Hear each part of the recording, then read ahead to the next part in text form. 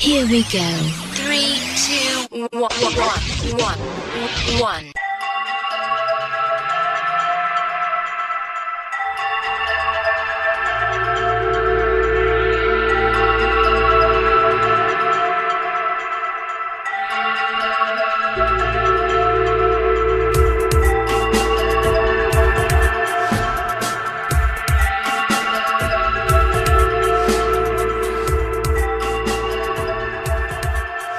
Yes, we are back again with a new show, and it's myself, Andy Mercer, and my co-host, Ronald Murphy. How are you doing, Ron?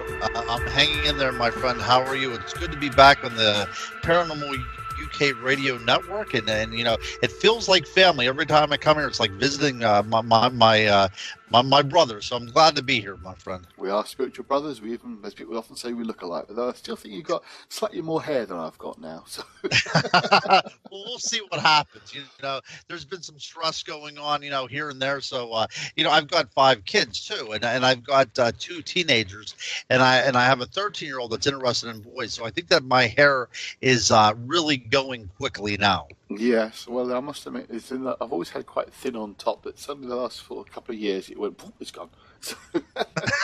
And it disappeared rather rapidly, I must admit. Well, that's enough, I think, about loss of hair that we both fortunately seem to be experiencing. And let's get on to tonight's topic.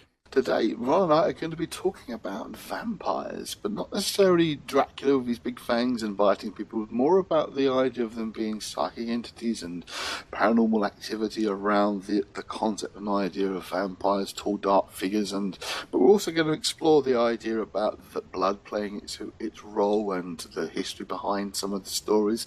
And we've got 2 excellent guests on today, haven't we, Ronald? We do. We have Audrey Hamilton, who I've actually worked very closely with in my role as a paranormal researcher. And then we have a good buddy of yours, David Farrant.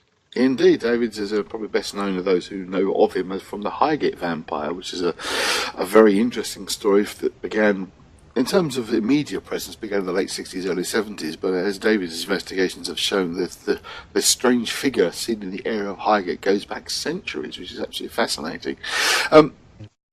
But yeah, so what have you been up to recently, Ron? Anything particular you want to talk about? Anything exciting? Yeah, I'm excited about today's program, Andy, because my book on vampires was just published by the Center for Fortean Zoology and is now available at bookstores, or you can go to Amazon.uk if you're over in England, or you can go to Amazon.com and pick it up. But I'm excited about it, and you know, we'll be touching on a few of the chapters that are in my book on today's program. So I'm super excited to get ready. Absolutely, and so we've got 2 people very interesting who are knowledgeable about these topics in different areas of the topic, and of course yourself, who's written a book about it as well. In fact, I just might sit back and leave you to it, really, because I don't know a vast amount about this area, so it should be very interesting stuff. She'll be learning quite a lot, I hope, today, so that'd be good stuff. I think we shall. Without further ado, I think we should get our first guest on the lines. So, Audrey, how are you doing? Not too bad. How are you? Yeah, pretty good. It's been an interesting evening so far, and hopefully you're going to have a really good conversation with you and our other guest, Dave Farrant, when he comes on a bit later on, because we're all talking about vampires. But before we do, I'm just going to read a bit of the wonderful biography that Audrey sent over to me. To save her blushes, I shall read it out instead. Although Audrey started out only investigating and researching ghosts and spirits, she has been interested in other aspects of the paranormal, but didn't really pursue those avenues until the last few years. Audrey is now a field investigator for MUFON, the Mutual UFO Network, as well as a point of contact for northwestern Pennsylvania for the Center of Zoological Studies, which is probably where she knows good old Ron. She is involved in the Centre of Unexplained Events. She has an honour of being the only guest to have ever been featured on the internet radio show Paranormal News Insider, hosted by Dr. Brian D. Parsons. Can't say I know who he is, but then I don't know him over here. So yes, and also she's known as the Fortean girl, or Fortean Audrey Hamilton, I should say. And she also has, she was telling me, a quite interesting collection of tattoos. So perhaps we can start with those, Audrey. Tell us more about them. And actually, Lauren Coleman, I don't know if you're very familiar with him. Well, Lauren Coleman is the curator, I guess, for lack of a better term, at the International Cryptozoology Museum in Maine. Well, I met him 2 years ago at a Mutual UFO Network conference in Pittsburgh, and he's friends and had met my tattoo artist, Erie Eric, here in Erie, PA. And, Eric was like, oh, he's going to be there, tell him I said hi and everything like that. And actually, Lauren took pictures of my tattoos and posted them on his Instagram or Twitter. Yeah, it was Twitter. So I thought that was kind of cool. But I'm kind of a walking billboard for the paranormal. Excellent. Because I have a half sleeve of different paranormal things to kind of show, like, and I guess I should back up a little bit and bring up the Fortean. So Fortean is basically after Charles Fort, who was an American writer and researcher that specialized in kind of the strange things, anomalous phenomena. So the term kind of comes from him. And I mean, in the beginning, I called myself a ghost hunter, and I really don't like that term at all. And so I got away from that, and I started calling myself a paranormal investigator. And probably about 2 years ago, Teresa Caputo from her TV show was in town doing a book signing, and her husband was there, and so they did the book signing up at the mall, and I went up. I, stood in this big line of probably 600 people to go meet Teresa, and then went and met her husband, and they both, took pictures, signed the book, everything like that.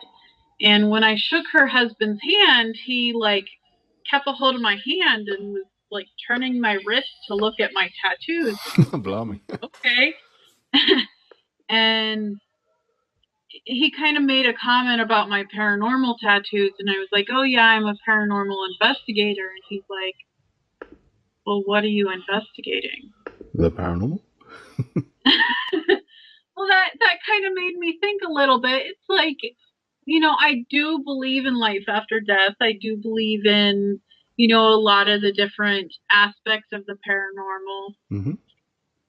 But I guess in my eyes, he kind of had a valid point. So then I changed what I called myself to paranormal researcher. Right. Because I love getting in, going to the library, looking up deeds, kind of digging in the dark, I guess you will, to find information out about different legends and, background history, stuff like that. So then I was going with that.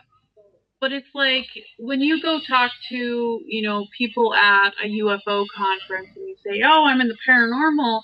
And they're like, well, why are you here? Well, UFOs are paranormal. Aliens are paranormal, Absolutely. And then you'd go to a Bigfoot conference and, oh, yeah, hi, I'm nice to meet you. I'm a paranormal researcher. Well, what are you doing here?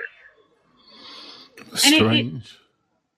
It seemed like people only felt as though ghosts were paranormal and not, an all-encompassing umbrella. And for me, I kind of look at it like music or movies. There's just different genres, but they're all one thing, Yeah, I would say over here we have that more of attitude that everything's they all come under the umbrella of paranormal, whether it's Bigfoot, UFOs, Loch Ness Monster, ghosts, demons, whatever. It's under the umbrella of paranormal. So a slightly different attitude there from the sounds of it, certainly. Oh, definitely. But so I have one part of my tattoo is kind of recognizable ghosts. So I have Boo from Mario Brothers. I've got Boo Berry. I've got Pinky from Pac-Man. Zero from Nightmare Before Christmas. Of course, I've got Casper, and I've got Slimer. And then I have a ribbon going through, and it says, "The living scare me more." Yes. Which, being in this field and seeing a lot of the different things in real life, it definitely fits. Yes, I wouldn't disagree there at all. Absolutely. But then I have a bunch of different fillers. So I have like the Dover Demon, the Flatwoods Monster. I've got a Mothman. I've got a Loch Ness Monster, and Wow. aliens, and all sorts of different things. So I'm truly a walking billboard for the paranormal, and it's a very big conversation starter, which is awesome. And I mean, my tattoo artist is phenomenal, and he's also a painter, and it's kind of funny. He goes by the pseudonym Bob Ross of Crypto. Right. Because he'll make paintings, and he takes a painting from a Salvation Army or some secondhand kind of store, and he adds his own flair, and he does Bigfoots and Mothmans and UFOs and everything. So it'll be like an existing painting or whatever he's taken, and then actually adds to it. Yes. Oh, excellent. That sounds really good. Yes. And he does his own work as well, completely his own, which is awesome. And I love, especially with the tattoos that he does, he did some of the stuff freehand completely, like the Loch Ness Monster. Well, we in Erie actually have our own legend of a Loch Ness, and it's called South Bay Bessie. Right. And then we've got, a big UFO landing that happened here, and a bunch of other really interesting stories. So it definitely, I agree when Ron says it should really be called Erie with 2 E's. Yes. Yeah, it's definitely a great name for a town, absolutely. Oh, yeah. We're talking tonight mainly about the vampire legend as well. I understand from Ron was saying that you've been kind of investigating one in your local vicinity. Could you tell us a bit more about that, please? Yeah, so I live not too far away from the main cemetery here. It's called the Erie Cemetery. And there's a very large, beautiful, intricate mausoleum that's there. I guess what makes it so interesting, though, is that there's not a name actually carved into the stone. Oh, that's interesting. Or if there was, it's been removed. Yeah. So the only, identifying embellishments on it is this flower that people think looks more like a V. And there's a lot of stories surrounding this mausoleum that say there's actually a vampire that kind of resides in it, and that's where the V came from. Right. It's interesting because I know from my knowledge of East European folklore that often if there is a suspicion of vampiric activity in a grave, names are often removed and actually carved and cut away, either by the family to disassociate themselves or sometimes to do with somehow trying to prevent the vampire from rising. It's like it doesn't know its identity, I think is the idea. But now that is particularly interesting, certainly. Yes, and I know that research has been done, and people have spoken with the caretakers and the cemetery association, and apparently the Brown family is the last family that was interred there, and that was back in the 1880s. Right. So it's been quite a while, but there are some, pretty interesting legends, and there's one that's really very well known, I guess, that everybody, kind of tells about the mausoleum. Mm-hmm. So I'm actually going to read that story from the History and Memorabilia Erie, Pennsylvania Facebook page. Oh, excellent. Yes, I'm interested to hear. All right. Okay, so the first story concerns the curse of the crypt. It's challenged to break into the cemetery and attempt to break into the crypt. The rumor is that at one time in the late 1930s, a young teenage boy actually accomplished that feat. Armed with determination, along with a crowbar and a chisel, a young lad entered the cemetery shortly after sunset to finally see what kind of creature actually was entombed within the giant slabs of granite. It took him most of the night, but he eventually cut through the locked gate, the chains, and the thick reinforced door that prevented both exit and entrance to the old burial chamber. As he pulled open the door, a foul fume rose up from the dark crypt, a moldy, rotten stench that made the young man take a step back and rethink his decision. But determined, he walked into the vault. There on a slab was a rotten wooden coffin with a desiccated corpse. To prove to his friends that he had entered the crypt, he took a ring from one of the fingers and quickly made his way home before the rising sun would reveal his grave robbery. Excited at his conquest and nervous that he might be caught, he ran to his best friend's house to show off the prized ring. The friend was amazed and shocked, and even though he was admonished to tell no one, the friend could not help but tell all of his friends as well the next day at school.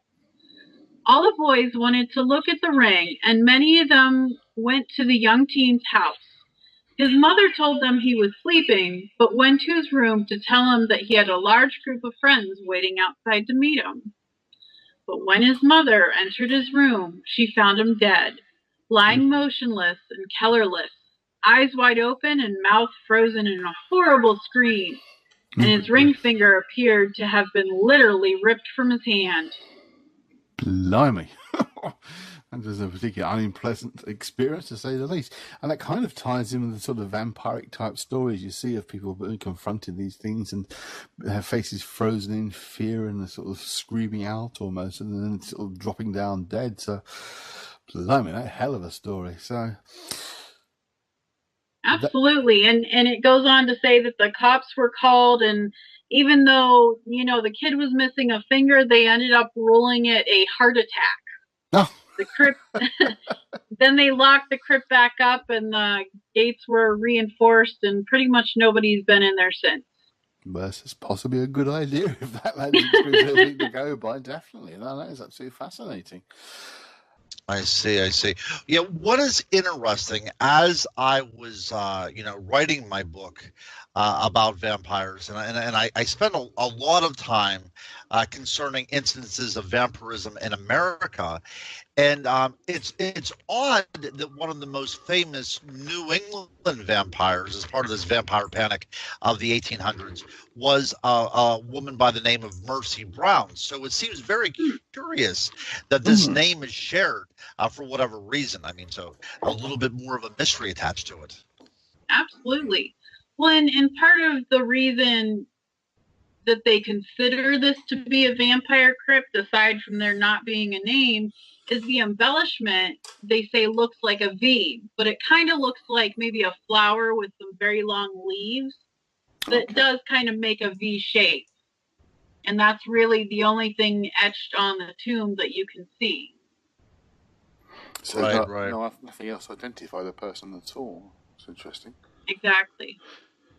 So I missed a little bit there. Were you saying they think it's worn away, or it was never actually engraved properly in the first place?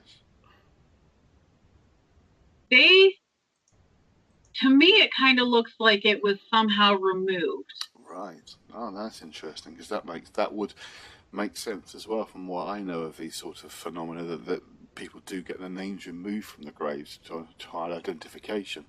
Oh, that's interesting. Hold on one second, guys. Hold on one second, guys. Hold on one second. I am looking up something about this, but that I could add to this. But let me see what I can do here. Okay, guys, you can continue. Okay, and I do have, let's see, actually the History and Memorabilia of Erie, Pennsylvania Facebook page had posted about this legend a long time ago, because I lived in Erie before I joined the Army, and I would walk to the cemetery all the time. I'd heard of the vampire crypt, but I could never really find it. And then I had seen this story, and when I came back from the Army and moved back up here, I wanted to make it over there and to be able and actually find it. So that was after seeing the story that they posted. And I'm just going to read what they have here as one of the legends. Sure, go ahead. Okay.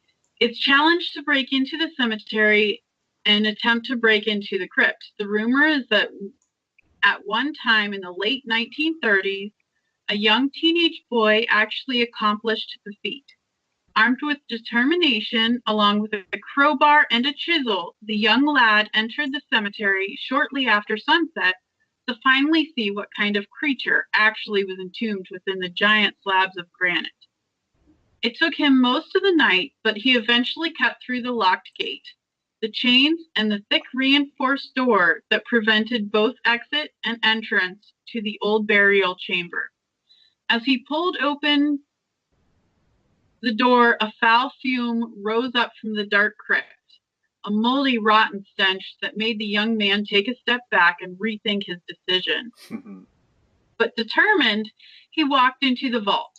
There on a slab was a rotten wooden coffin with a desiccated corpse.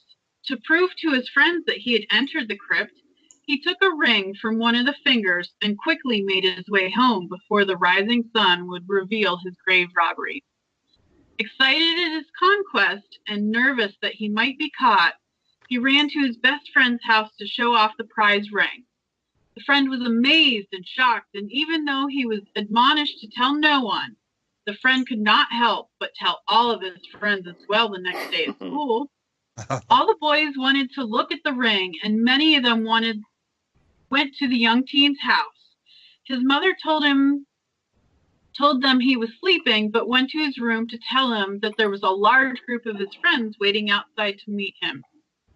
But when his mother entered his room, she found him dead, lying motionless and colorless, eyes wide open and mouth frozen in a horrible scream. Oh, and his Lord. ring finger appeared to have been literally ripped from his hand.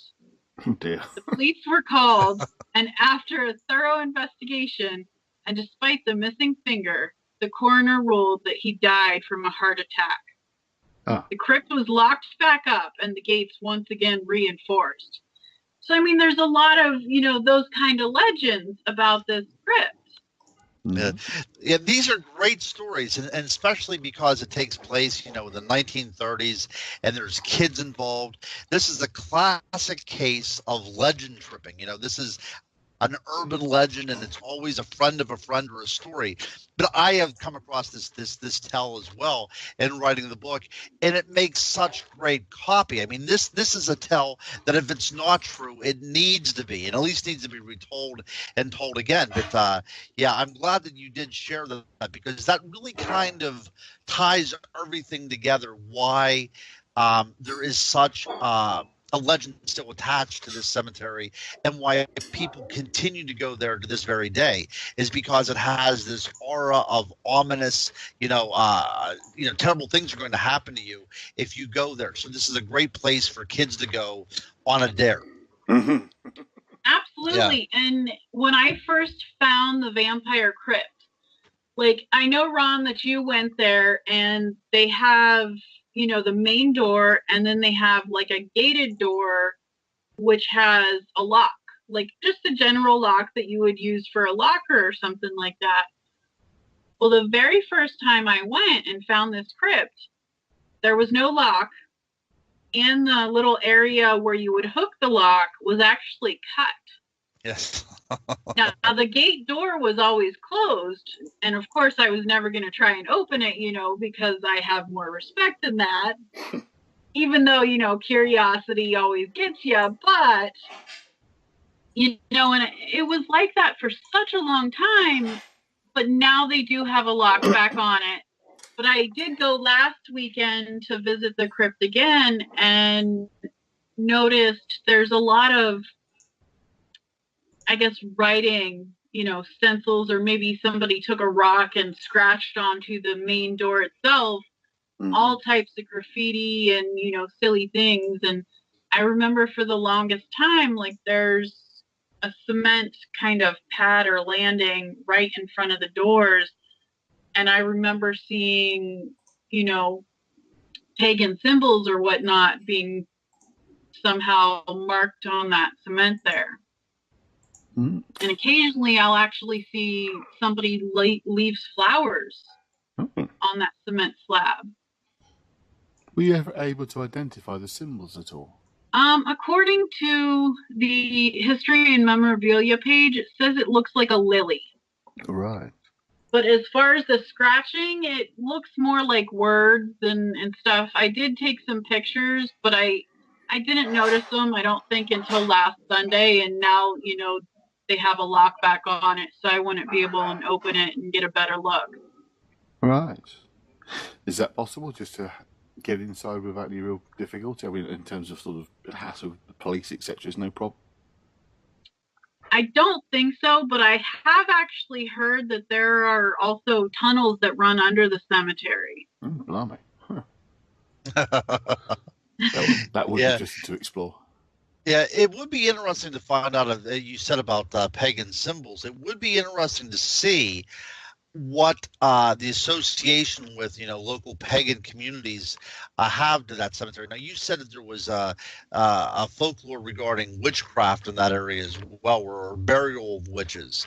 So it would be interesting to find out if there's symbols being etched onto the vampire crypt simply because of its proximity to the idea of witches being buried there. Right. Well, that area is not a crypt itself. Right. The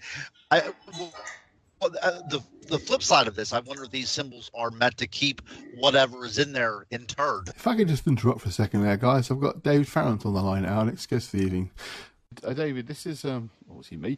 My co-host is Ronald Murphy, and Audrey Hamilton is an investigator over in America in the Pennsylvania area who's been looking into a grave in a local cemetery there that may have supposed vampire links. There's legends and stories, and she was just talking about those. Hello.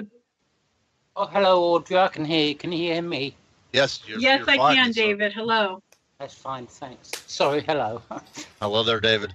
Okay, so as I was doing research on the cemetery, I found out that some of the actual factual details are just as interesting as the folklore that surrounds the cemetery.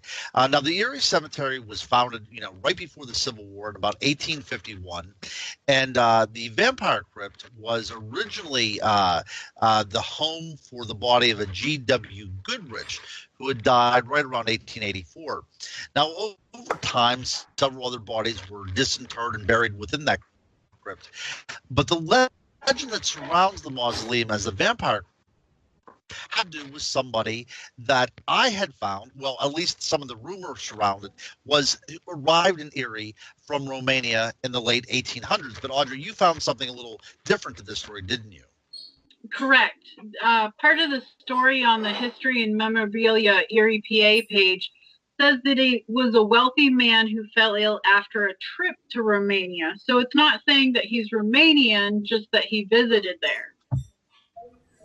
And that makes sense too. A local boy coming back and then falling ill from, traveling to the place where vampires work. It makes sense, and that's really what kind of stirs the pot regarding urban legends. But there's at least this Romanian connection, and Romania, of course, is the genesis behind our modern take on what vampires are. But whatever the case may be, somebody with a Romanian connection comes back to Erie and dies soon after arrival from tuberculosis, which was at the time considered, called consumption, because it appeared as if something was feeding off the body. People were drained of their life and everything else. So it looked as if something was literally feeding off the body in order to stay alive, and that really grew a lot of legends surrounding this. But as the story goes, after the man that either was Romania or returned from Romania came back to Erie and died, it seems that several strange deaths started to happen around the city of Erie. Dead bodies were discovered in the suburbs with puncture wounds at the neck, and upon further investigation was shown that these victims were drained of blood.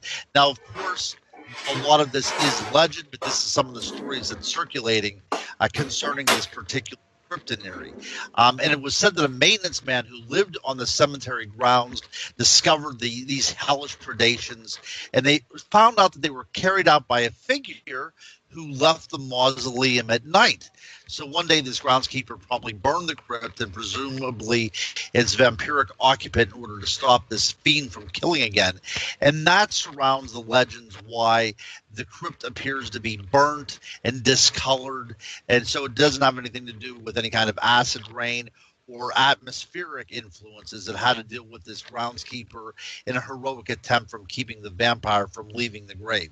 So this is all the kind of legends that surround this particular crypt in Erie, Pennsylvania.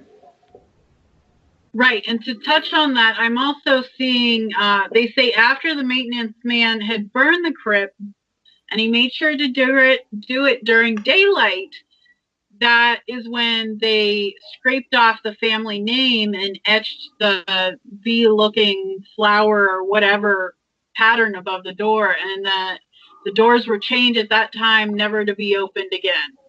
Very interesting. These are all very interesting stories, and this all goes into the formation of how we perceive the vampire in 21st century America, and by extension, in 21st century over the world as well.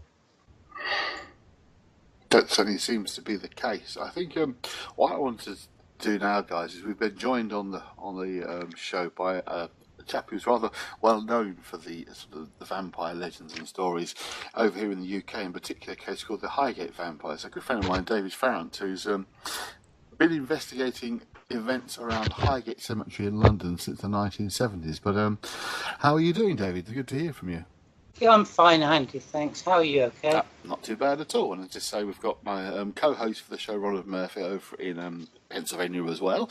And our other guests on the show today, who Audrey was just talking about their experiences at investigating vampire cases or stories or legends, shall we say, rather than the idea of actual blood-sucking fiends, how these stories have come about over in America. But I wonder if, David, you wouldn't mind just, I know you've done this many times before, we've talked about it many times, but if you wouldn't mind just for our listeners and my co-host and fellow guest here, just giving us a bit of a background to the story of the Highgate Vampire from your perspective, what you've discovered when you first began to investigate this back in the 70s. Well, it wasn't just my perspective. At first, I was very sort of dubious about all the stories. It was more local interest that turned it into a vampire. The reports about this phenomenon that have been sighted in and around Highgate Cemetery seemed to be very, well, they were ongoing. There's hardly a week went by without some local person who reported one, a sighting in the cemetery, a tall, dark figure. And it didn't always manifest, apparently. It affected the atmosphere of the cemetery itself, and it affected an area near the top gate of Highgate Cemetery. When I say affected, quite a few people they've been on the cemetery tour, they come out of the cemetery and they just wanted to take some souvenir photographs. And it happened to so many people that they obviously charged the batteries up because they knew they were going on a tour. And the first thing I always did, or when I saw people, was to ask them, were the batteries charged? And of course that was a very obvious question. And invariably the question was always yes. And for some inexplicable reason, they'd just gone dead. And there was one group in it, this is absolutely true without any exaggeration. I can't actually remember the name, but there was some college in London and they'd organised a trip to the cemetery, a tour. And they went on this tour and there were 15 people on it. And in an area around the top gate, inside Highgate Cemetery, which seems to be a very potent area, none of the pictures came out. Every single one of the 15 people, their cameras just wouldn't function. They couldn't take any photographs. Mm-hmm.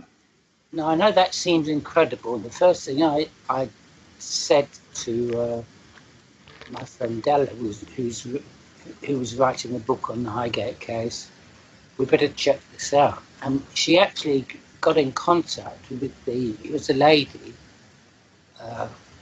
let's call her the supervisor.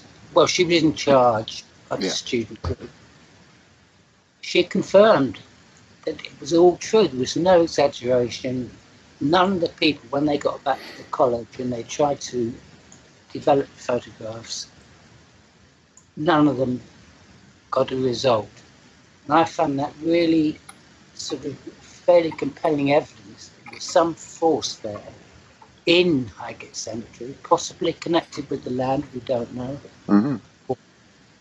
I hesitate to say it was connected with the vampire, but some force there had an effect on the camera. And it wouldn't be the first time either. That's a specific example. And it wasn't many years ago. It was only, I think, 2 or 3 years back. That is a specific example. Some, I don't like the word intelligence, but there seems to be some force there that can affect electrical systems, which this one was doing, possibly connected with the area itself. Because we have to remember Highgate Cemetery, well, it was built in 1839, but the land it was landscaped on before it was opened went back to the 16th century. And it was a very old piece of land. And interestingly enough, Odella, that's my friend who wrote the book, she discovered that reports of this apparition, if you like, had been reported back for centuries. Yeah. It wasn't just a common everyday thing. It had some history behind it. And interestingly enough, she also discovered that in 1923, she discovered a newspaper report. Please bear in mind, this is 1923, so it's a few years ago, and it was referring to a time before this. And it was referring to the old house there. It was originally occupied by Lord Ashworth, and he went on to become Lord Mayor of London. And he was quite a high up, well-to-known figure. But he left the house there. It was called Ashworth House. And the house went to decline. And this actual article actually stated in it that no one would stay there because it was reputedly haunted.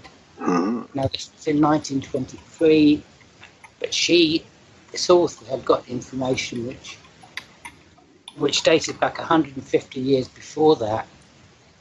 So it's quite fair to say there was a legend of a vampire there. Quite a few years previously to that. So how did before the cemetery? Oh, I'm sorry. Go ahead. No, sorry. Your question's good to go. I was going to say, so there was a legend of some sort of vampire being there even before there was a cemetery in place? No, it wasn't legends of a vampire. It was legends of a tall, dark figure, an apparition. Even before the cemetery was there? Yes, absolutely. That's the point I'm trying to make. Yes. And as I said, it went back quite a few years. And of course, it's not easy to get proof from all those years ago because records were scarce. Obviously didn't have computers. They didn't have a public records office, and a lot of it was passed on by word of mouth and the odd article, that sort of thing. But yes, there were definitely legends connected with Highgate Cemetery land before the cemetery was opened. That, of course, is the interesting thing that Audrey was and Ron was just talking about when we first started, the idea that there are areas where strange things occur of different kinds and forms. And I know David and I have talked about this before, about there being a number of sort of strange tales of odd activity in the Highgate area, that it might be one of those places in the world where you do have these strange phenomena manifesting, primarily this large seemingly physical entity or something energy entity that appears in the Highgate Cemetery area. But I wonder, Dave, if you might just tell us how you first became involved in investigating the place itself, or how you personally got involved.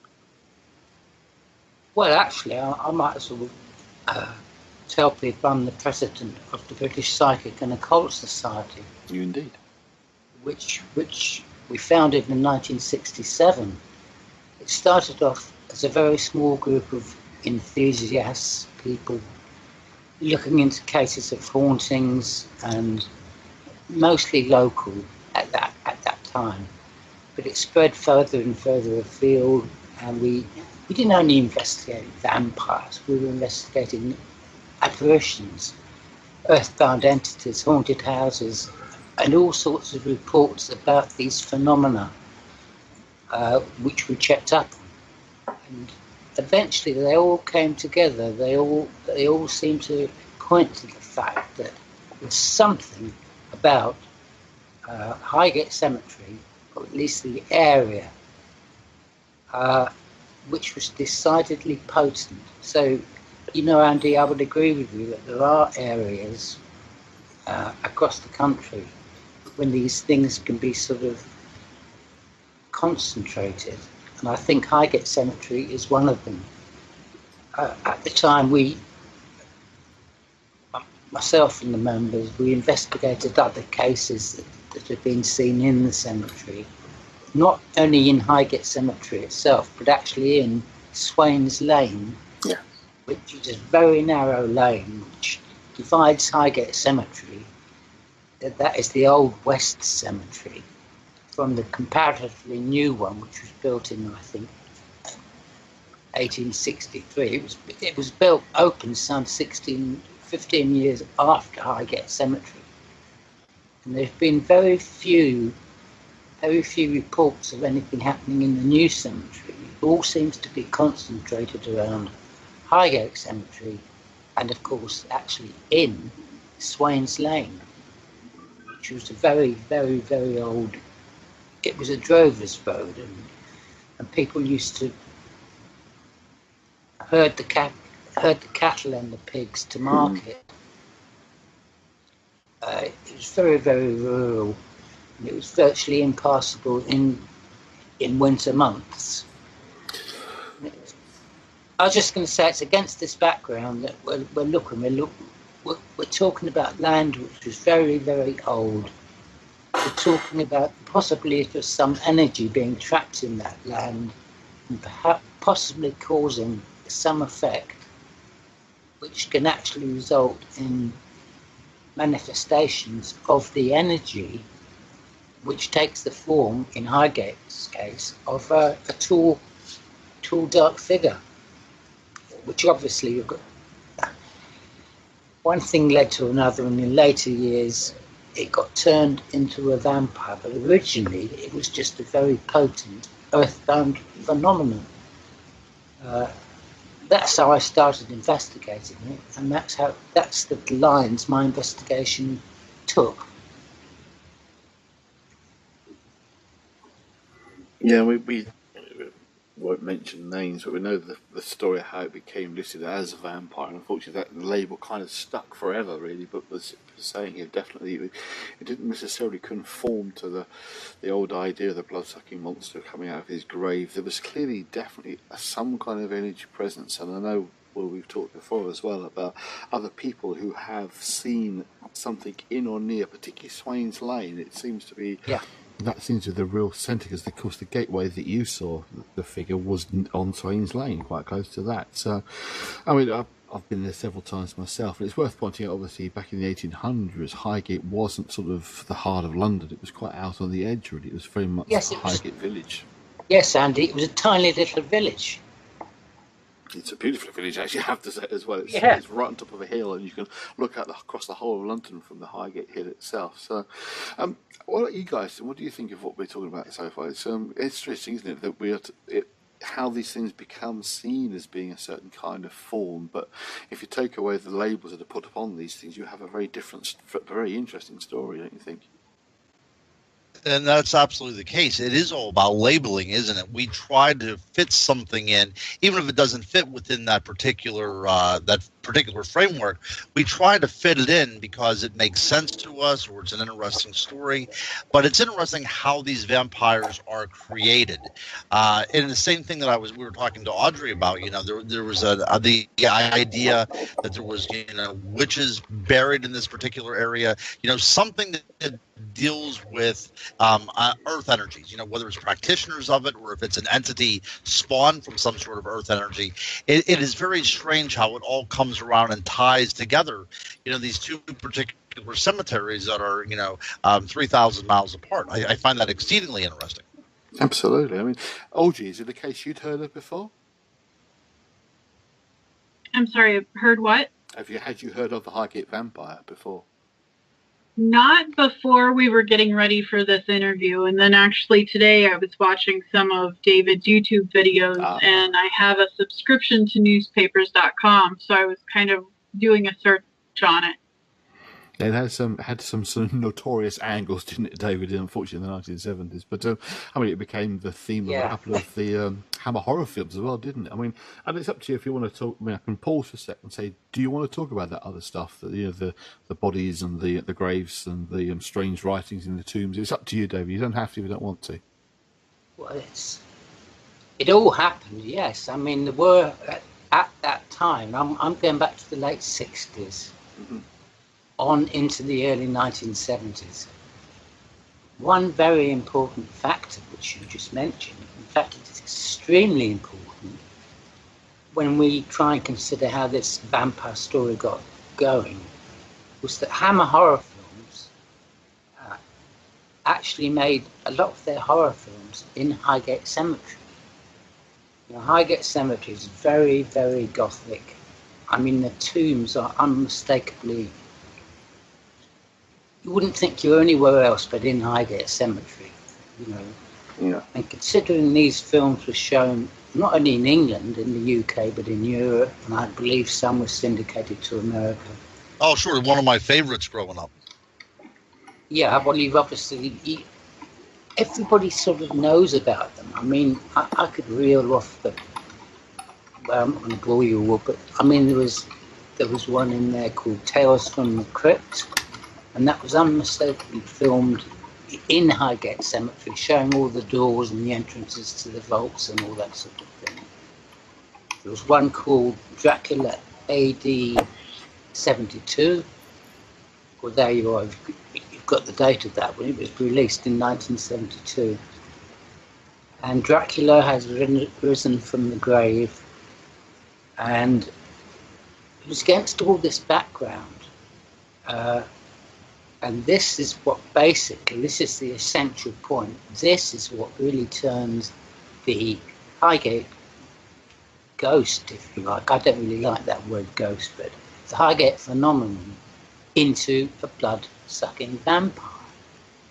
It was the imagination of local people, and the imagination of people worldwide. They'd seen the films. They'd already heard rumours that the place was supposed to be haunted, and it was just a matter of time, a very short period of time, that this poor old ghost, which I'm quite convinced was genuine because I actually witnessed it myself in late '69. I witnessed something. I don't think it was a vampire, but it's understandable how it got changed into a vampire. Then, of course, lots of other people came along, journalists, authors, people writing for newspapers, freelance people, student groups and all this sort of thing. They came along and they took it to extremes, with all these stories about a vampire actually leaving sleeping in Highgate Cemetery, leaving its tomb at night, roaming the area. There were even stories that it was biting animals, pet rabbits, pet dogs even, and cats and all this sort of thing. And all this started fresh stories on their own. And I mean, the newspapers loved it. They called in the RSPCA. I don't know if they have that in America, Andy, but it's a... Yeah, we have the ASPCA over here. Oh, it's very similar. Yeah. Yes. Oh, yeah. Prevention of cruelty to animals, and they called them in, they had inspectors in, and stories then started circulating that these animals were drained of blood. Now, that was actually confirmed by one of these RSPCA inspectors. I don't know the truth of that, because this was one of these side stories that probably was the result of an exaggeration. I don't know, I couldn't say.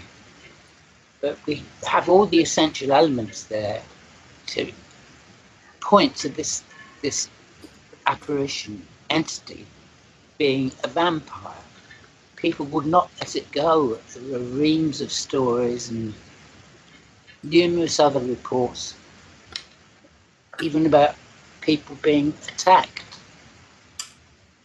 When I say attacked, I don't mean so much physically attacked, I mean psychically attacked. Mm-hmm.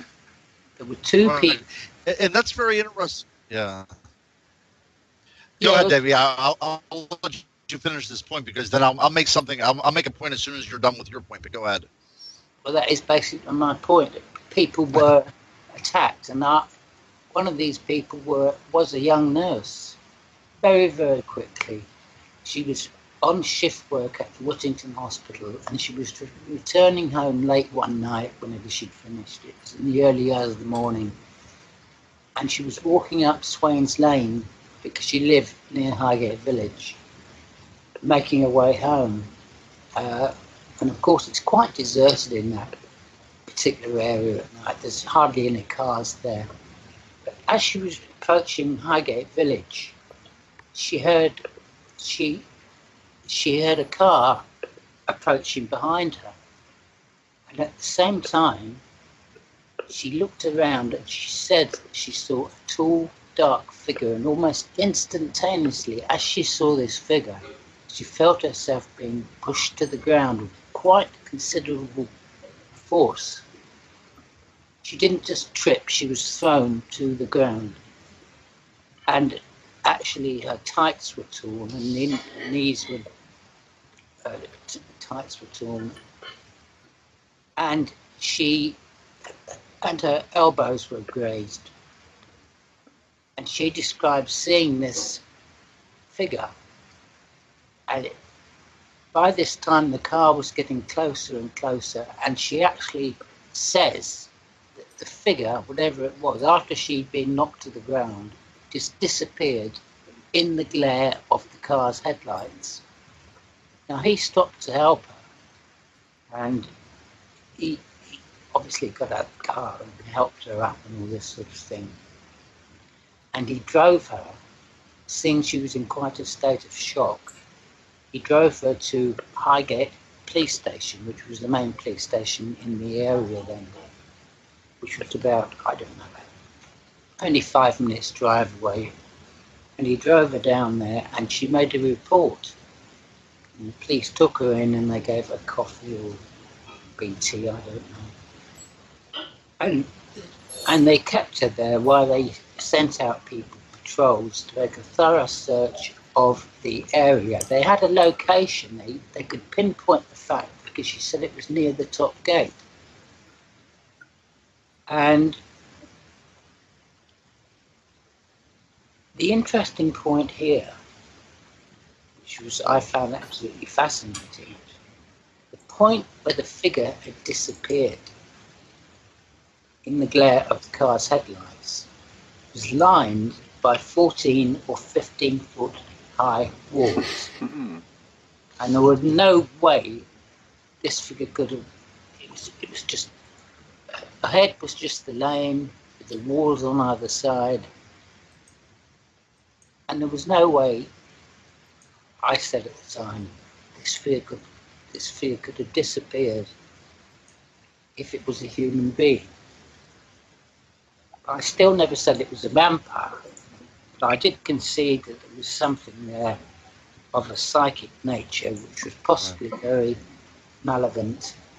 And well, I actually interviewed this girl, the witness, and she confirmed, and she wasn't making it up. And the police should have that on record because it was recorded and all that sort of thing.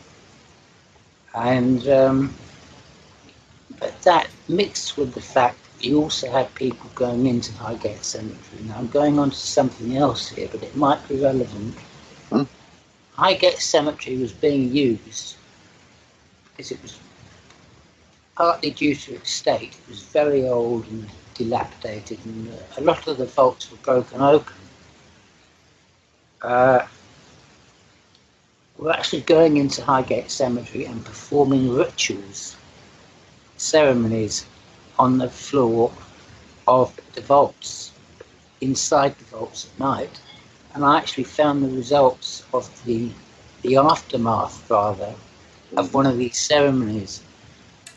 Now, interestingly, there was a pentagram that had been inscribed on the marble floor, which was a sort of a mosaic pattern, but it had been inverted. And I hardly have to tell people the obvious that when a pentagram is inverted, just like the Christian cross, it is used for a negative purpose. There were also the signs. It was enclosed within a triangle, and at each point of the triangle there was the sign of Mars, Saturn and the Moon, which in that combination, I expect you might know this, Andy. Oh yeah. They're pretty lethal, and it could only really be argued, only be said that whatever this ceremony was, it was being used for with very negative motivations. And I forgot to mention the fact that around the triangle also, there were stubs, the burnt down stubs rather, of black candles. And they were thick candles. They were about the size of a wine bottle, I'd say. Yeah. And they were burnt, and the wax had actually run onto the marble floor. And all this proved was that this vault had been in regular usage by this group of people. Yes, sorry, go.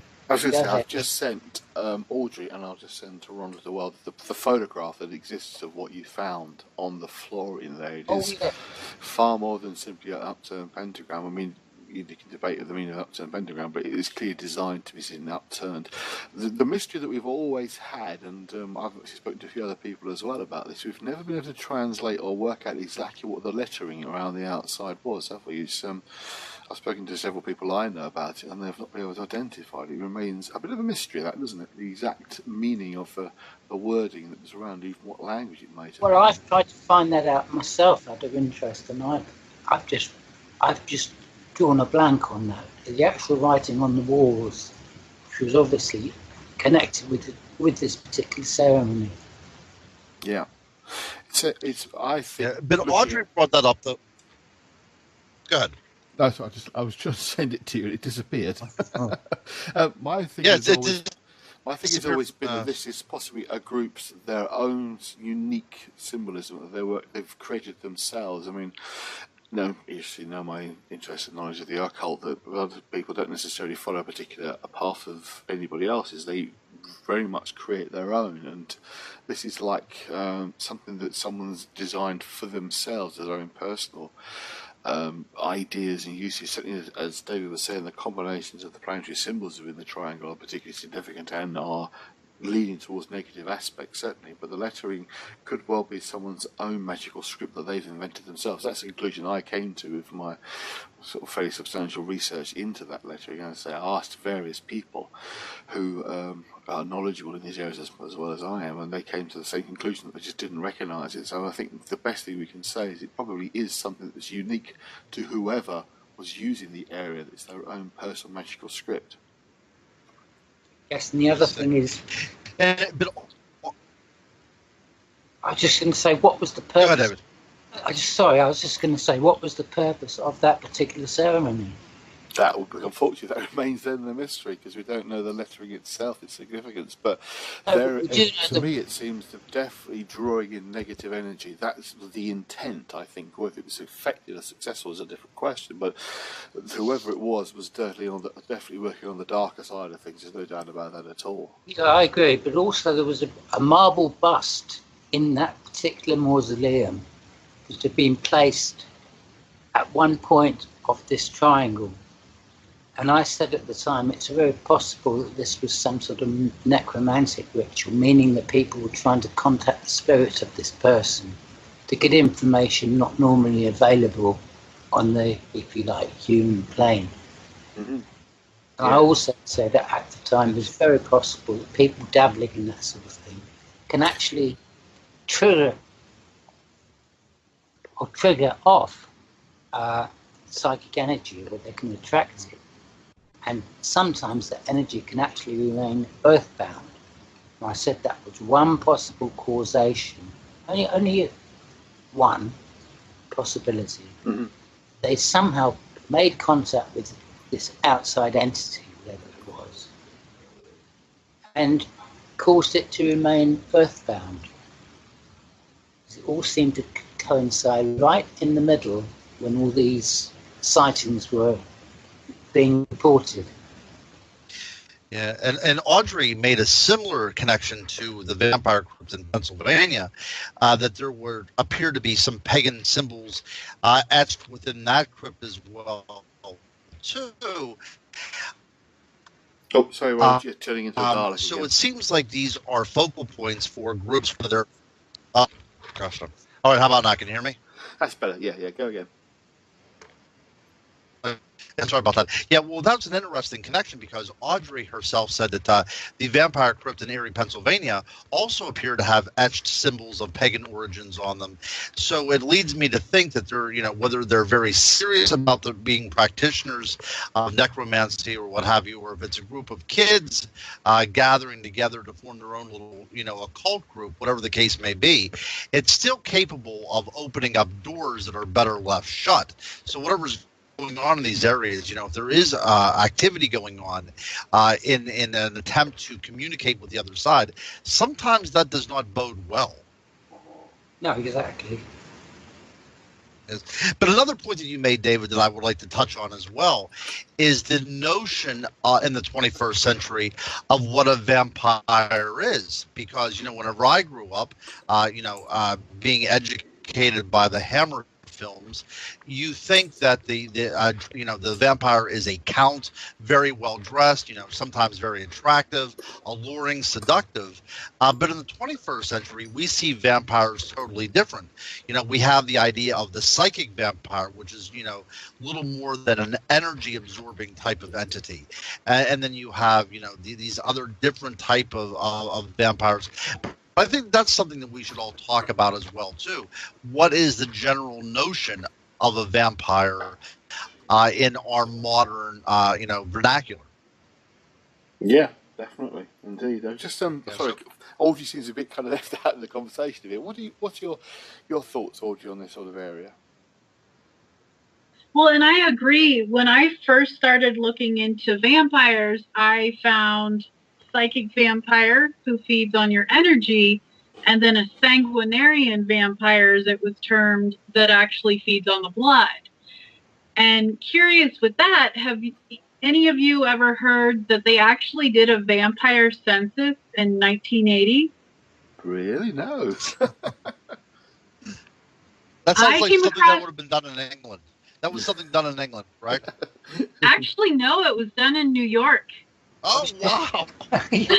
Sorry, but it is true. You know, the vampire craze, it reached a peak in the early 80s, and a lot of it did seem to stem from America. Or the I'm sorry, I'm not trying to upset anybody. That's fine. That's We're right. fine. I'm fine You with had that. all Doesn't matter. Can I qualify? Just let me qualify what I mean. There were mainly vampire clubs, and that the young people, vampiroids, I suppose you call them, were people who'd meet in pubs, selected pubs or people's houses, and they'd actually dress up as vampires. They had the plastic fangs, or even some of them even had implanted fangs. Yes, indeed. And their teeth filed down to look like vampire teeth. Yeah. So, Audrey, what was the findings of the survey, the census? Well, the census was conducted by the Vampire Research Center, which was out of Elmhurst, New York. And let's see, the center's director, Stephen Kaplan, was completely serious about this. It was the very first census to get a true vampire count. And what he considered to be a vampire is a creature who must drink human blood to sustain himself. But then he also went on to say that there's other types. So he gave 3 different versions, pretty much. The first was a psychological vampire, which was individuals who believe they are vampires. They live and act like vampires. They truly think they have the vampire-like qualities of immortality, charisma, great sexuality, and dominance. They may attempt to bite their victims on the neck or to extract blood with a syringe, needle, or a razor blade, but they do not, in fact, need the blood to sustain themselves. Then the next was vampire-like people, which was individuals who are turned on by the drinking of human blood, but who do not really believe they are vampires. And then there was the blood cultist, which was people who would drink blood at least 13 times a year. Can be the blood of cats and dogs and sheep, but sometimes they progress to human blood. And he felt at the time that there were at least 22 true vampires in North America. And it's interesting because I was reading more into this article, and they actually had a 116 question survey that they did. And some of the questions were, what blood type do you drink? Do you eat food other than blood? Do you prefer victims known or unknown to you? Where do you find your victims? Are your victims willing or unwilling? After taking your victim's blood, are they dead, unconscious, satisfied, or not seriously harmed? So to me, those are some pretty interesting questions, Absolutely. you know? So the last one, the question was saying, do you leave your victims dead? I think they might not get a true answer to that question. Oh, Lord. But, I mean, it's certainly one thing we were talking about also is the idea that we are talking about non-physical biting your nicky type creatures as well. That's, I mean, certainly in sort of occult world, if you like, you do get people that you feel are draining you emotionally, energy-wise. You can actually feel that. But also in the kind of more real world of work as a psychotherapist, I get that feeling of some clients sometimes where they're emotionally draining. Not that they're doing anything specific or particular to cause that effect, but you do feel that when you're with them that you're actually experiencing that. Yes, Yeah, and Yes, I agree with that too. Yep, I agree. I find it funny because they include a quote in the article from Kaplan. It says, it takes a special kind of person to pursue a bizarre and unusual field such as this one. What puzzles me the most is that so many vampire sightings come from Wisconsin. Why Wisconsin? I always associated Wisconsin with cows and cheese, not vampires. Yes, well, I don't think that there's many people going to Wisconsin looking for vampires, so I think that might be a good place to hide out. In the creation of in the creation of my book on vampires, I did a section on the idea of vampirism as a fetish, and indeed there are a lot of people that associate with vampirism just because it has this sexual connotation. In the creation of my book, I actually did a chapter on the idea of vampirism as a fetish. And there's a lot of people out there that associate themselves or identify themselves with vampirism because of the sexual connotations with it. Some people are very dominant, or some people are very submissive.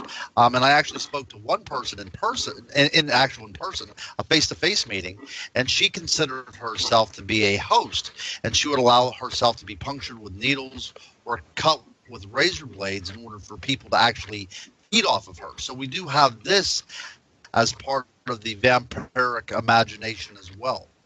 That's something that belongs in my professional world, I think. The idea of what it does. But you know what? You can go to a website and make up a profile in the fetish world that you are either a vampire and you want to, feed off of human blood, or if you consider yourself as a host and want to be dominated by somebody who is a vampire and have this kind of sadomasochistic relationship with somebody in this perceived world of the vampire. Oh, Lord. It's living out the fantasy, but in a very unpleasant fantasy world, really, isn't it? Yes. It would not be my fantasy, no. But again, going back to the idea of the creation of the modern vampire, we do have the idea of the psychic vampire. And then even as a sanguine vampire, the stereotypical vampire that we think of. It has gone from the Bela Lugosi or the Franklin Gela or the very seductive kind of leading man who seduces the virgin to a very modern internet savvy person that is able to seduce people online in order to drink their blood. So it's continually evolving, but it still stays within the very rigid framework and the paradigm of what we consider the vampire to be. Absolutely. I mean, it remains a common theme, obviously, in TV and movies as well. And at the moment, we're actually the 20th anniversary of Buffy the Vampire Slayer, which, of course, is... That's predominantly focused around the idea of the blood-sucking vampire. So we're just going to pause for a moment and go to some adverts for our fellow shows and fellow hosts for the UK Paranormal Network. And we'll be back in a moment. Good evening, Agent 47. It has come to our attention, through the highest intelligence sources, that Irene Allen Block has published her novel, The Psychic Spy. Our sources tell us that The Psychic Spy is a riveting thriller about Eileen Evans, a beautiful young psychic who is recruited by British intelligence during the Cold War to participate in their top-secret remote viewing spy program. Eileen soon finds herself plunged deeper into the darkest heart of the intelligence community as she is ultimately trained as a spy and a psychic assassin. Nick Redfern says The Psychic Spy is filled with adventure, intrigue, and shadowy characters, and as Irene Allen Block shows, the mind is a mysterious and dangerous tool. Your mission, should you choose to accept it, is to immediately purchase a copy of The Psychic Spy by Irene Allen Block, available on Amazon, Barnes & Noble, and Glanatai.com. This tape will self-destruct in 1 second.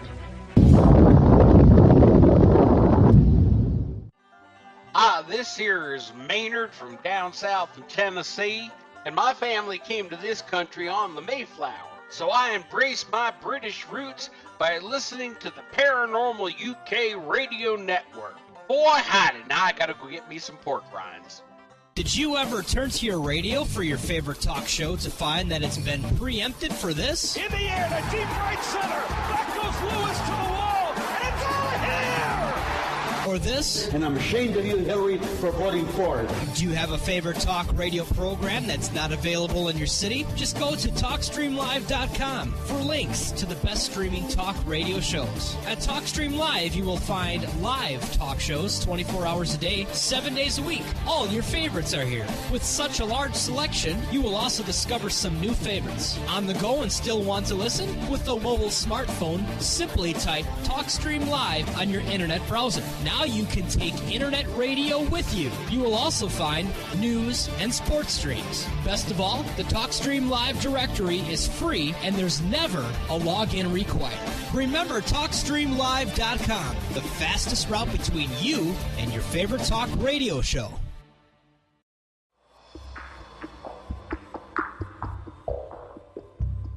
This is Barry Fitzgerald from Ghost Hunters International. In my book, In the Mist of Gods, I explore the world of the fairies or fae. This is not the whimsical winged creatures romanticized in modern literature and popular culture, but old-world, intelligent, and sometimes dangerous beings hidden in the tunnels, mounds, and rafts in countries all over the world. Known by many names, the Fae coexist with mankind and at times come in direct contact with unsuspecting people whose lives are changed forever. In the Mist of Gods is a powerful book that chronicles my years of research into the enigma and legend of the fairy and examines their metamorphosis into the modern-day extraterrestrial phenomenon. In the Mist of Gods is available in both softcover and Kindle format on Amazon and on glenandtea.com.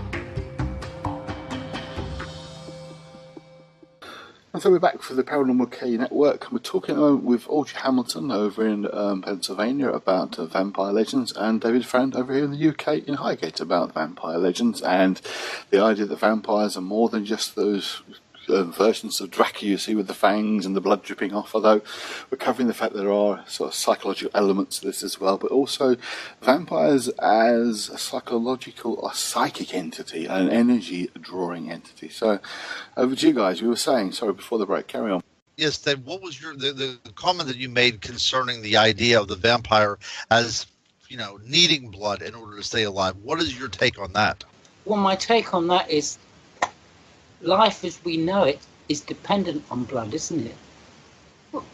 All throughout nature, I mean, the whole blood is considered to be the life force. It's an essential thing that gives us life. I don't accept the fact that the material body is actually, I've got to be careful here because I don't want to get involved in long conversations about what is the life force, what is the spirit, and all that sort of thing. I think that's going on to different ground. But I've often said that I've compared this quite literally as an example, and this is just something that came to me. It's not something I read in any book. It's just something that I'm suddenly made aware of. To try and explain that a bit better. When an animal dies, not necessarily dies, it could still be alive. For example, when a snake casts its skin, the whole skin comes off more or less in one piece, and the new skin is underneath. And it is, I have said, it is just as impossible for a snake to go back and inhabit its old skin as it would be for spirit of somebody who's died to take over a body and become a vampire. That's basically what I was trying to explain. Life, surely, that life force which gives us all life, if you like, consciousness of us, which allows us to live. I don't believe it's possible to compare it with the ridiculous stories about vampires that actually sleep in a coffin by day, that can be destroyed by being staked through the heart. quite honestly think that is nonsense. And I would say that I think a lot of that has got its origin in the Hammer movies. If you're asking me, that's the best way I can put it, really. You can't, when the material body dies, surely it is dead, is matter. It is dead matter. You can't have some sort of living force inhabiting that body once again, which a lot of the impressions that Hammer horror movies try and give you, and which a lot of people believe. I mean, there are literally people that take this very, very seriously. I mean, some of the stories associated with Highgate, and it's, Andy, I'm going to be careful what I say here because I don't want to get diverted into ridiculous stories. Yes, I know what you're talking about, so don't worry. Okay, well, I'll just say it anyway. I mean, some of these stories were stretched, rather the people that wrote them, it stretched people's imagination, or expected to. For example, there was one story which first appeared, I think it was in 1985, and it first appeared in a vanity publishing book, meaning that it was written in this book by a certain person, and then literally it would be very difficult to challenge it because all we have is his word for the story. The story went that the king vampire of the undead, who interesting enough was again supposed to have come over from Romania and lived in the Ashurst house, which was stood on the grounds of Highgate Cemetery.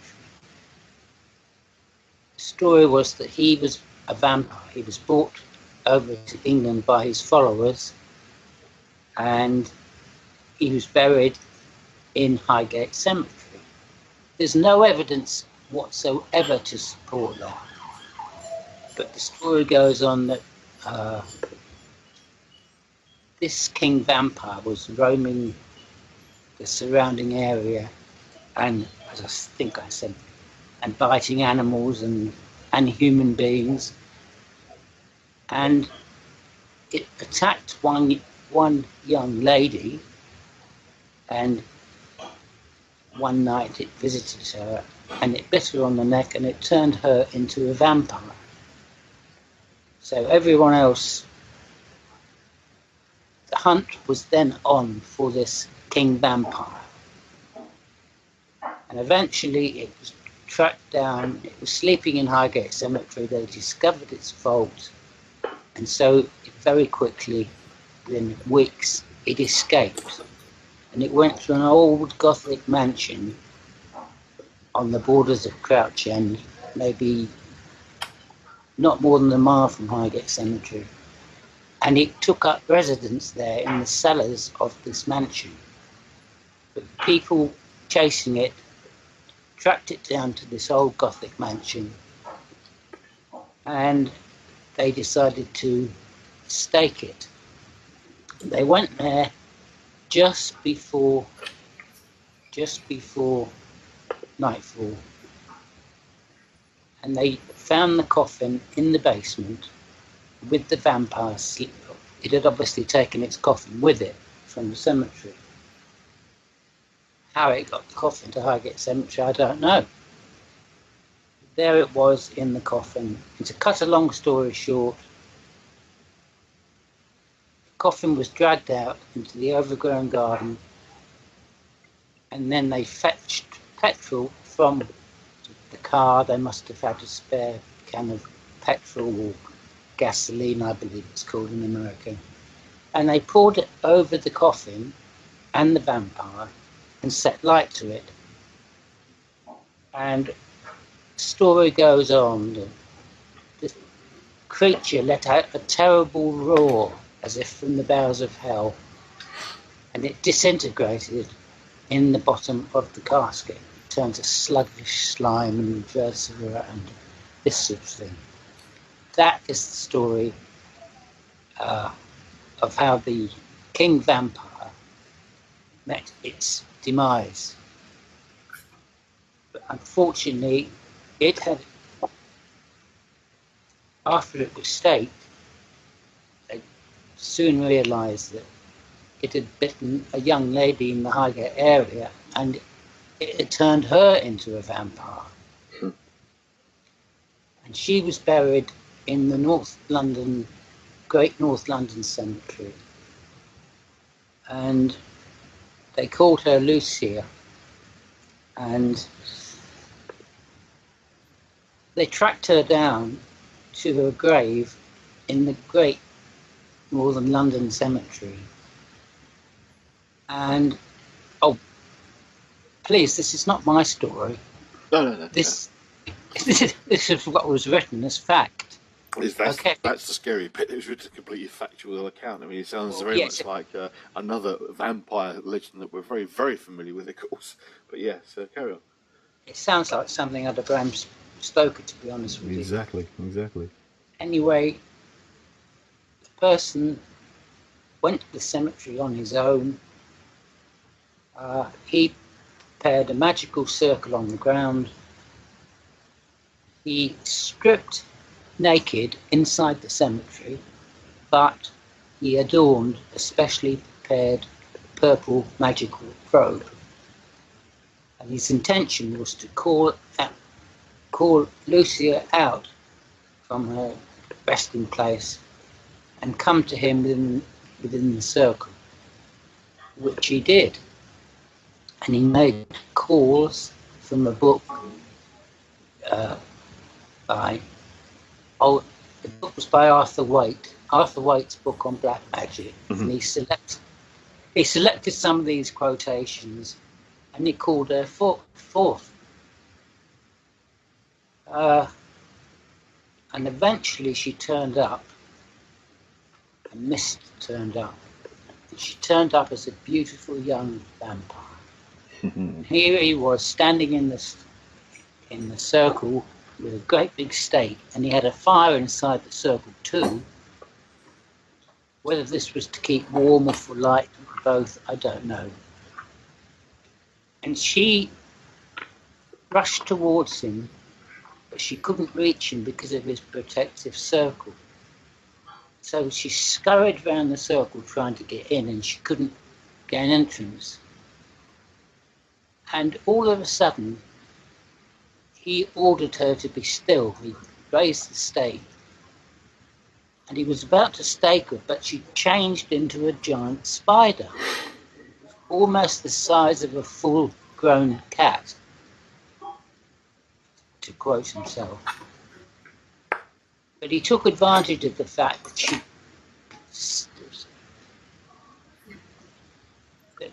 that she'd frozen still for a moment.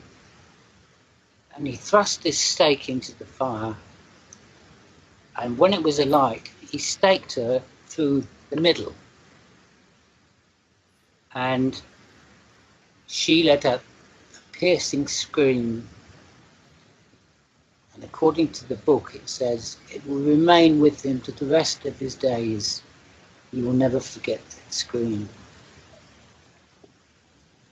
And she changed into a giant spider. He collapses back into his circle. She's staked now outside the circle, and he starts crying uncontrollably, weeping, because the reason was that in life he was having an affair with this Lucia, this vampire. In fact, she was his girlfriend. And he wrote all this nonsense into a book. And when the dawn broke, he suddenly realised that impaled on the stake was no longer the spider. It was Lucia. No longer the devil's undead, but one of God's crew dead. In other words, she changed back into Mm-hmm. a normal undead state. But the only difference was she was not now a vampire. She was in a human form of death. And this is, of course, why the story has become known as the Highgate Vampire, primarily due to this. But I think it's always been a case of, well, you take it as you find it, this particular story, the person behind it would say that it was a true story, and as for us to decide ourselves if we think that's true. But it's that's really why its reputation has it, David. That kind of led people to become fascinated with the idea of it being this particular vampire, and of course Hammer Horror then turned up and making their films that kind of perpetuate that same story. And I mean, I know for a fact that characters in some of those films are portrayals of yourself, aren't they? They are actually versions of you that's and sort of telling partly some of your story, but not obviously a very film-based distortion of the story rather than the reality of the story. Yes, and of course it was poor old me that got the blame. They got the blame for all the desecration in Highgate Cemetery. All these stories flying around, and you became something of the boogeyman, unfortunately, for this particular story. You became the villain of the piece, even though that's just saying that perhaps the other person may have deserved a little more for the credit for that, certainly. But I mean, any thoughts, guys? Ronald? As I do surveys historically of particular archetypes, the vampire, I find that the idea of the vampire is intrinsically linked to our idea of pestilence and contagion. And I think that as an author and as a researcher into the world of the vampire, I see it as a very human experience and a human response to what they cannot control, to personify it as some sort of creature that feeds off the living. And if it's evil, even better, because then you can blame the devil for what is going on. So my take on the idea of the vampire is that it is part of our world, a part of our collective unconscious that is uncontrollable, that we cannot domesticate. It goes deep back into who we are as human beings, and it's a part of our DNA because we simply cannot control certain types of contagion. So whenever you see things of anywhere from rabies or in more modern times, the idea of consumption, this has taken on the form of the vampire because we simply cannot control it, and it seems to be feeding off who we are as human beings. So that is my take on what the vampire is. Well, I would agree with you on that because it's become a part of our, if you like, our collective unconscious, our fears, which has been passed down for centuries. I mean, that's right.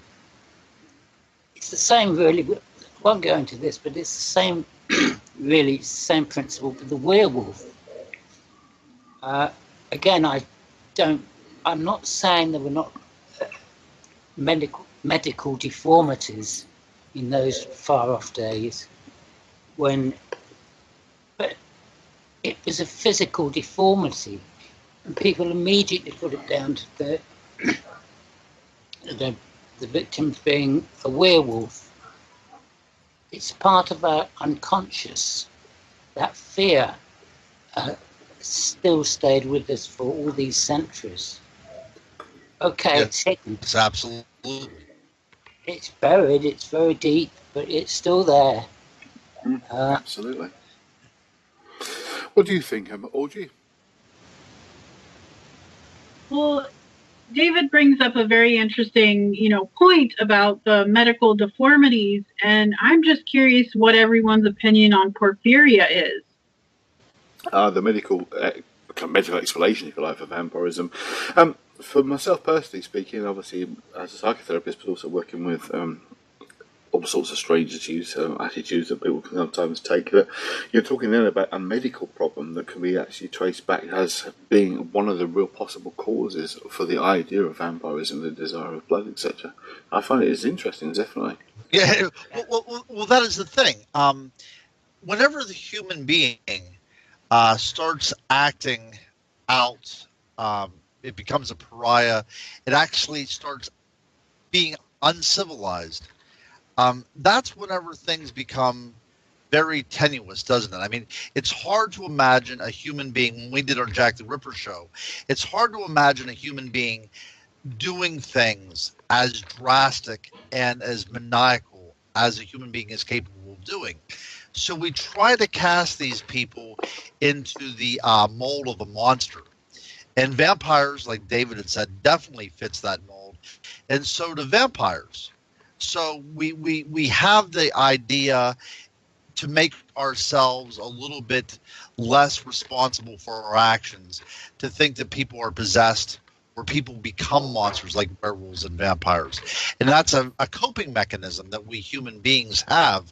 But again, just because it's a coping mechanism does not necessarily mean that it is the proper solution to these problems. People can act quite crazy under certain conditions.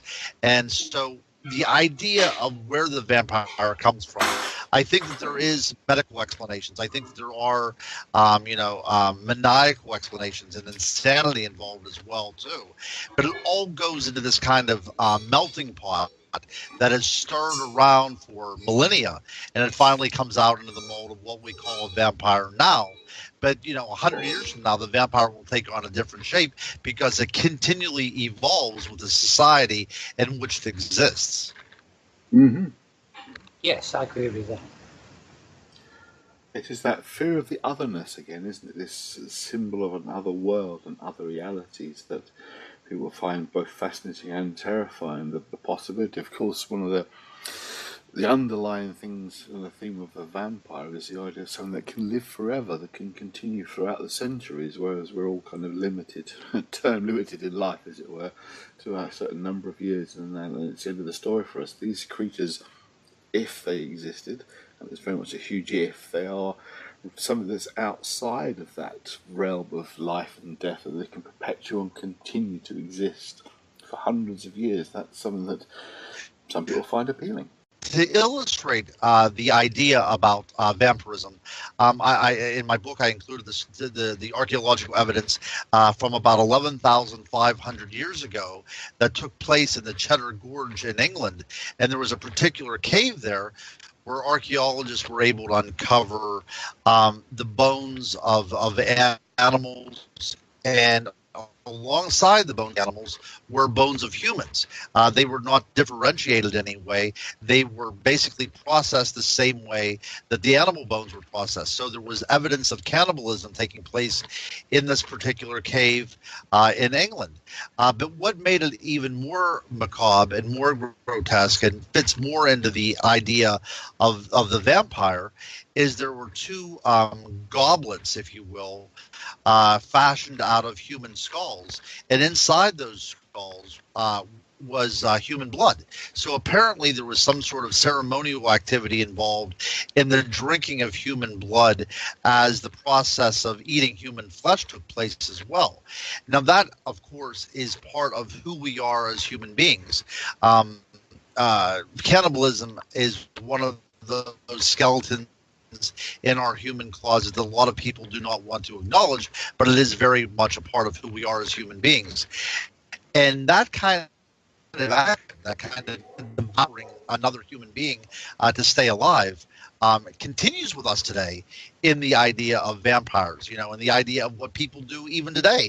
I mean, there's always this odd report of somebody murdering somebody and partaking of the flesh of that person. So because the vampire itself might not be immortal, what the vampire is accused of doing continues up with us even to this very day. And indeed, these kind of, aberrant actions that the human being takes on and proliferates against members of his own species seems to be immortal.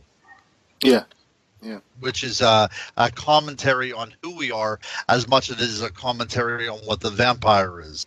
It's a funny thing, actually. I was having a conversation with someone last night about, it might sound strange to talk about cannibalism, but you often think of something this very dark and evil, remote parts of the world, and very sinister and horrible that you would never see for centuries here. back in the 1800s, we had workhouses here where people would go if they were basically destitute. They'd have to sort of live there, and they would do very menial tasks and get bed and food, which was something. At least you weren't going to die on the streets. You went into the workhouse.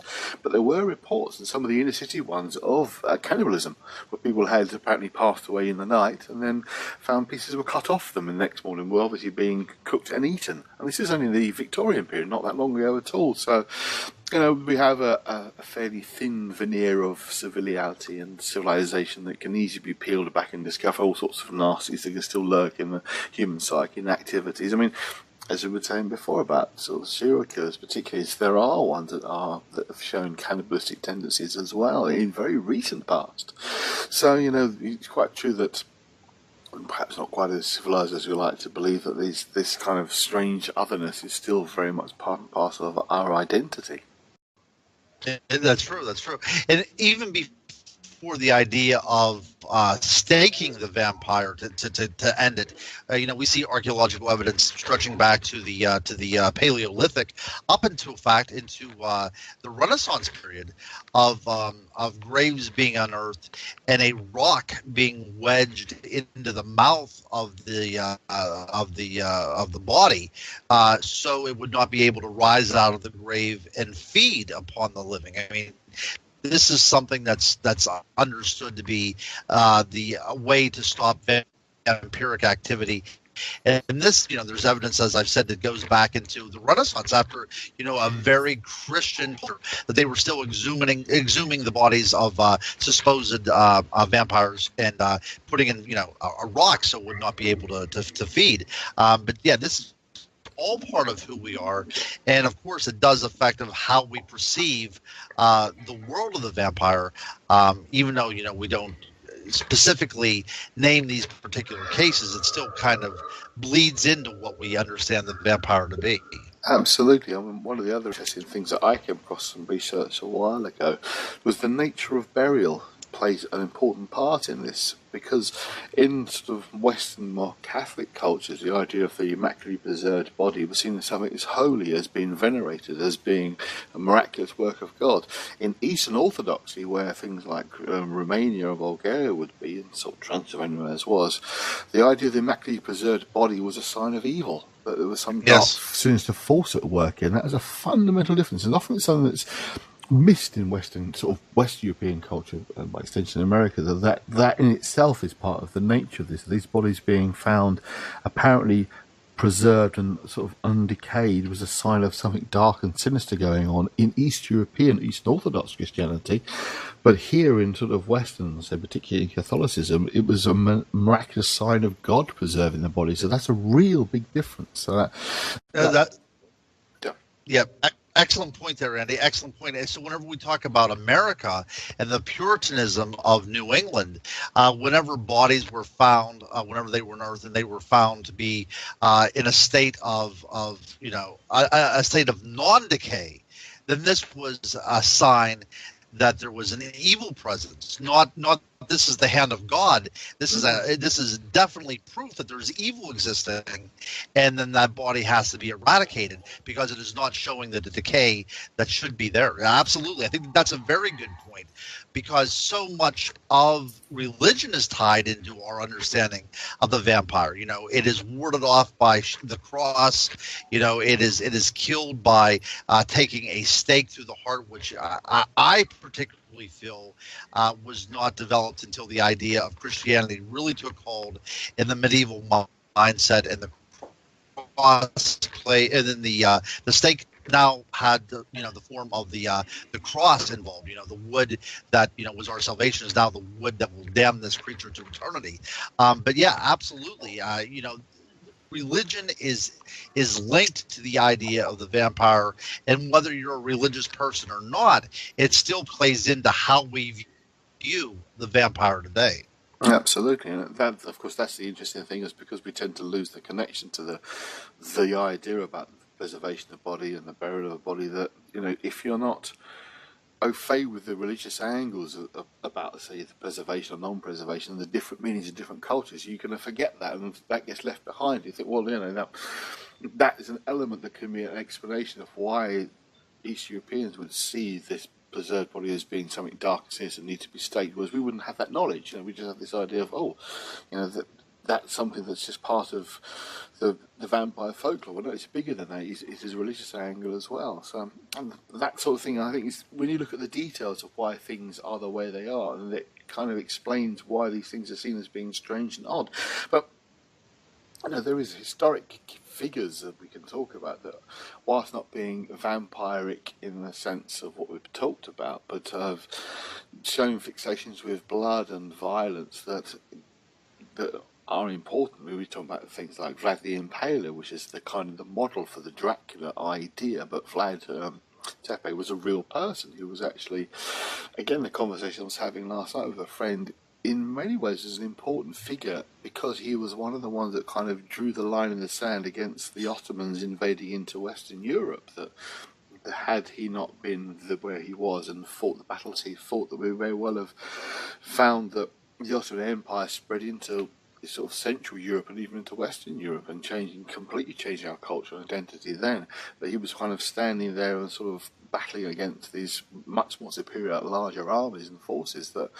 That was important. In many ways, he's kind of a heroic figure of sort of protecting the Europe from the invasion of the East. But instead, he sees this horrific monster who just put people on spikes and leave them to die horribly, and thousands of people being spiked rather that way and just left to die. So he was trying to cast his image of being this great tyrant of power that they should be afraid of. Instead, he becomes the model, if you like, for the archetypal vampire in the form of Dracula. That's right. And then whenever we move up into the Renaissance, then we have Madame Bathory, who thought that she was able to gain youth by finding these poor peasant girls and murdering them and bathing in their blood. I mean, so we do continually have this as part of who we are as human beings. These people that are acting. Well, Vlad was very much a figure of his day. A lot of people do see him almost as a George Washington figure of Romania because he was able to liberate that part of Europe from the Turks. And what he did, the actions that he did, was very fitting for rulers of his day. It's not like he was acting so out of the realm of believability. This is what people did. Like it or not, this was a very public show of power, and it also might harken back to the way that he was treated as a prisoner of the Turks. This is actual factual that his father, in order to make some sort of peace treaty, actually gave two of his sons to hold as surety by the Turks, and it was believed by many scholars that young Vlad was probably violently molested by his captors. And if we look at the idea of the impaling through the anus and then out through the mouth, this might actually harken back to some of the terrors that he had witnessed as a boy, and that plays perfect sense into the making of his psychology and how everything was to work. But again, a human being that acted outside of what we consider to be civilized behavior. So he then becomes the archetypal figure for the way we perceive Dracula, at least for Bram Stoker. And then Madame Bathory, who thought that she could gain eternal youth by bathing in the blood of poor peasant girls. Again, working outside the idea of what a civilized person does, then she becomes again a vampire within our imagination. Absolutely, it becomes one of the figures that perpetuate this whole notion of blood as being that sort of the vital life force that it is, of course, in terms of physics, but also having greater, almost magical properties throughout history. So, the occultic work, the use of blood is found in all sorts of different cultures as being sacred, as being powerful, as being a force of energy and life-giving to whoever consumes it, regardless of whether they're living or dead.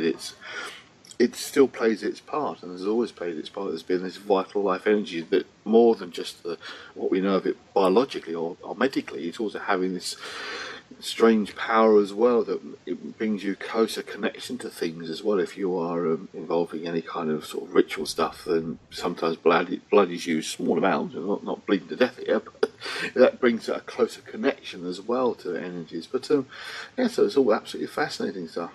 One thing I do want to say, and I'm sure everybody is familiar with author Stephanie Meyer's interpretation of vampires, the sparkly, glitter in the sun kind of people. Mm.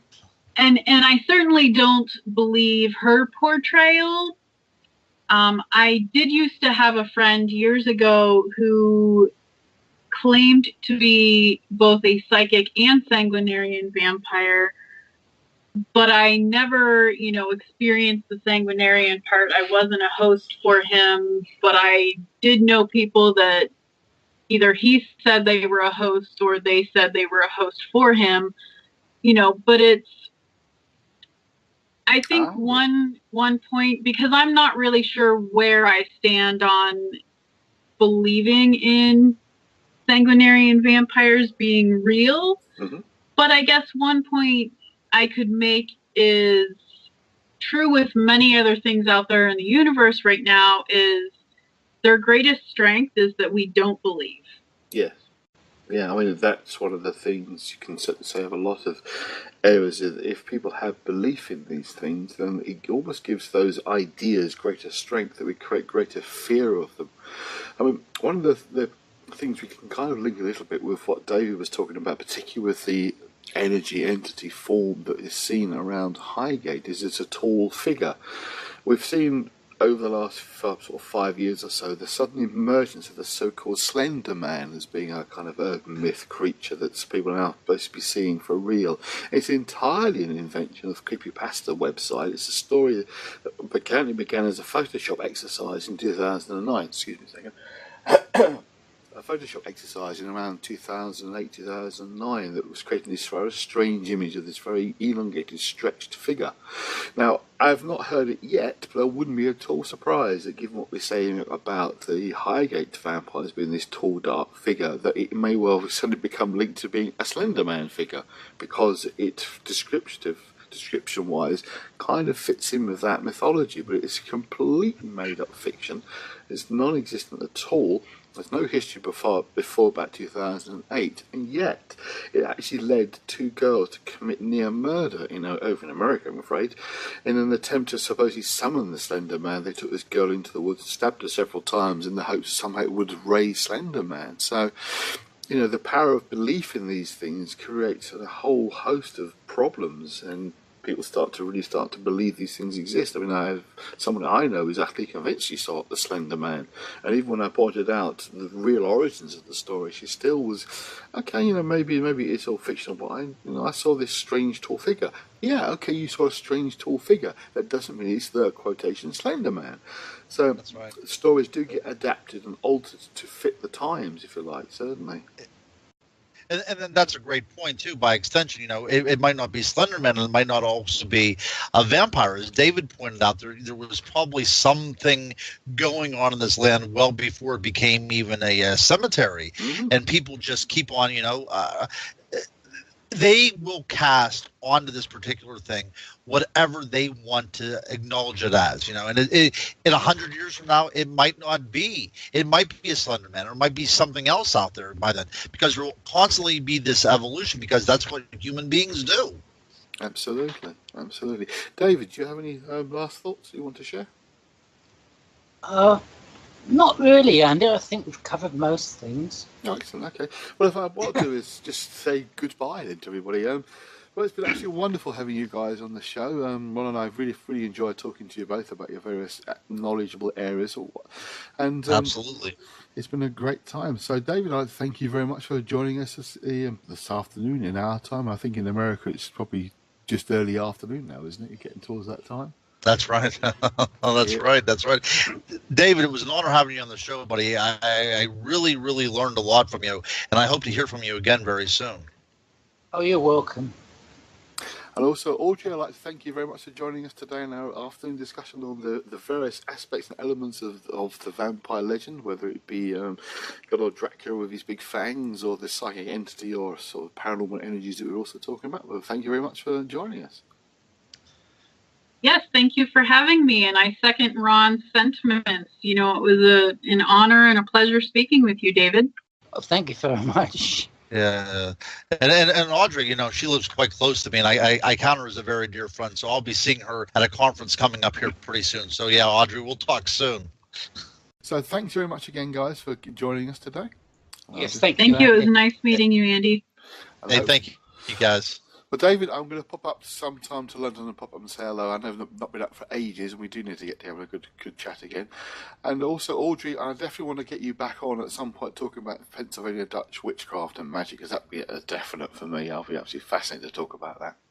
All right, sounds good. Cheers, guys. Thanks so much. Okay, Andy. And see you soon. Indeed. Cheers. Bye-bye.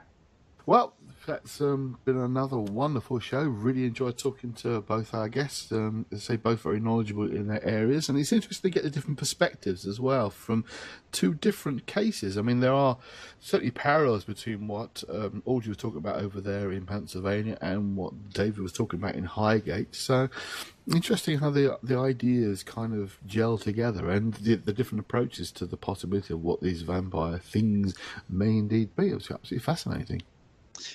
Yeah, absolutely. I was struck by the similarities more than the differences, and I think that goes to show why we talk about the vampires being part of our collective unconscious. I think that this really does show that it is part of our human DNA. So no matter where we're at or what space we occupy, it's going to be very, very similar. Absolutely, definitely. It's been a fascinating conversation indeed. Well, I think that's about it for us for now, Ron. I think it's time to wrap things up and bring the show to a close. So, as always, my friend, it's been great talking to you, and hopefully you have a nice, interesting start to the conference season, I do believe, for you. You're off to doing a few conferences? A week from today will be my first conference, so I think by the time this airs, it will already be over, but my first conference will be April the 1st. So, yeah, that's the start of the season. So April the 1st, whenever you're listening to this, I will already be done with that conference. So excellent. And I'm assuming if it's April the 1st, there's no jokes involved, I take it. There's no jokes involved. No, not on this. No, that's correct. But that's quite early because it usually starts about the middle of April or the end of April. So the season here in America, there is a conference season, and usually, parallels the kind of good weather that we're having. So it usually starts up in spring and then ends right before winter hits. So this is the conference season, my friend.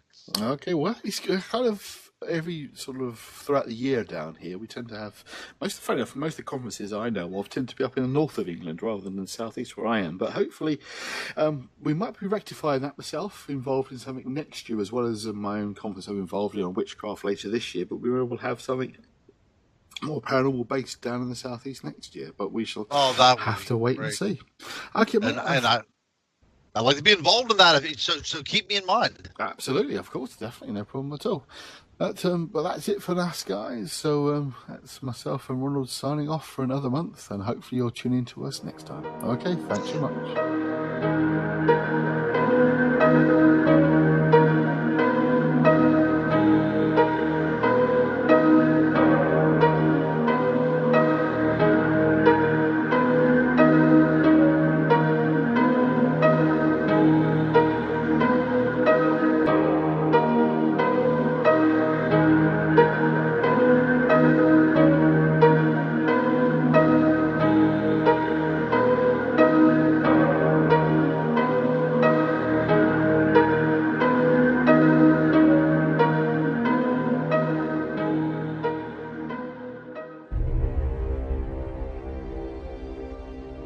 Planet Pie Publishing is proud to announce the release of our latest novel, The Demdike Legacy by Barry Durham.